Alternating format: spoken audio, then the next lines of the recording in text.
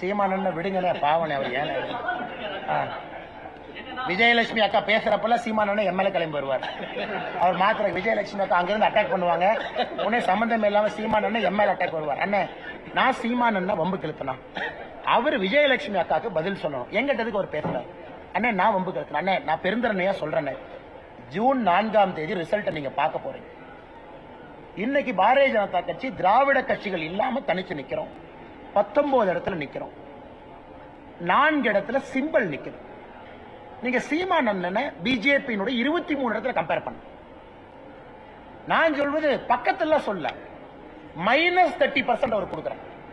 நாங்க வாங்கின ஓட்டுல இருந்து 30% மைனஸ் பண்ணிக்கங்க. அப்ப பக்கத்துல வர்றாருன்னு பாருங்க. சரி, உங்களுக்காக நீங்க நல்ல ஒரு மாதிரி தெரியுதுங்க. இன்னும் ஒரு -20% டிஸ்கவுண்ட், அப்படின்னா -50% டிஸ்கவுண்ட் கொடுக்குறேன். நான் அண்ணன் அவர் அரசியல் கட்சி நடத்துறாரு, நல்லா இருக்கட்டும். நான் அவரை கட்சி இழுத்து மூடுங்களா நான் சொல்ல விரும்பல. இதே இதுக்கு முன்னாடி என்ன சொன்னாரு, மக்கள் நல கூட்டணியை விட ஒரு ஓட்டு அதிகமா வாங்குவேன். அண்ணன் யாரோ எடிட்டர் சரியா பிடிச்சாரு, கட்சியை கலைச்சிருவேன்.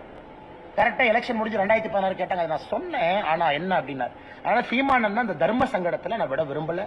அவர் கட்சி நடத்தட்டும். தமிழகத்துல சீமான் அவருடைய குரல் முக்கியமான குரல், அந்த குரல் இருக்கணும்.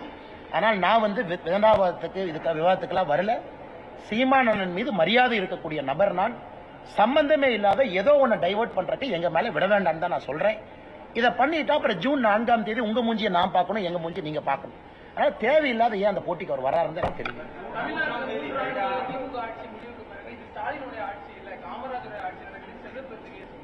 சந்தோஷம், சந்தோஷம்.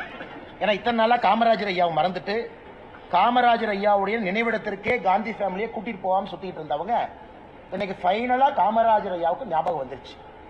காமராஜர் ஐயாவுடைய ஆட்சி காலத்துல டாஸ்மார்க்கு சாராயத்தை விடாம வச்சிருந்த மனுஷனை மு.க. ஸ்டாலின் ஐயாவுடைய ஆட்சியோட கம்பேர் பண்ணி காமராஜர் ஐயாவை அசிங்கப்படுத்துறாங்க. காமராஜர் ஐயா குடும்பத்துல கூட்டிட்டு வந்தாரானே. காமராஜர் ஐயா கரப்ஷன் லஞ்சத்தை ஊக்குவிச்சாரா? லூர்து பிரான்சிஸ் அம்மா மாதிரி ஒரு பெண்மணியை எப்படிப்பட்ட அமைச்சர் ஆக்கி காட்டினாங்க. பட்டியலின சகோதரர் பரமேஸ்வரன் அவர்களை கொண்டு வந்து அறநிலைத்துறை அமைச்சரை கொடுத்தாங்க. இவர் பட்டியலின அமைச்சர் எங்க வச்சிருக்காங்க? சீரியல் நம்பர் 33, சீரியல் நம்பர் 34 இவர் ஆட்சியில. அதனால எப்படின்னா காமராஜர் ஐயாவை கம்பேர் பண்றாரு? அதுக்கு ஒரு விவசாய வேண்டாமா? கக்கன் ஐயாவை எப்படி உயர்த்தி வச்சிருந்தாங்க? சி சுப்பிரமணிய ஐயாவை எங்க வச்சிருந்தாங்க? அதனால தயவு செஞ்சு இதுக்குள்ள நான் போக விரும்பலீங்கன்னா, இத்தனை நாளா பீட்டர் அல்போன்ஸ் அவர் ஜிஞ்சா அடிச்சிட்டு இருந்தார். இன்னைக்கு செல்வ பெருந்தகைன்னா அதை விட கொஞ்சம் சவுண்ட் நம்மளுக்கு அதிகமா இருக்கணும். அவர் உலக இந்தியாவுடைய ஒப்பற்ற தலைவர் ராகுல் காந்தி அவர்களை விட மு.க. ஸ்டாலின் ஐயா பீட்டர் அல்போன்ஸ். இன்னைக்கு செல்வ பெருந்தகை ஐயா இன்னைக்கு கம்பேர் பண்றாரு, காமராஜர் ஐயாவும் ஸ்டாலின் ஈக்குவல். 2026 சொல்லுவாரு காமராஜர் ஐயாவோட ஸ்டாலின் சூப்பர். அதனால இந்த விஷ பரீட்சைக்கு நாங்க வரல.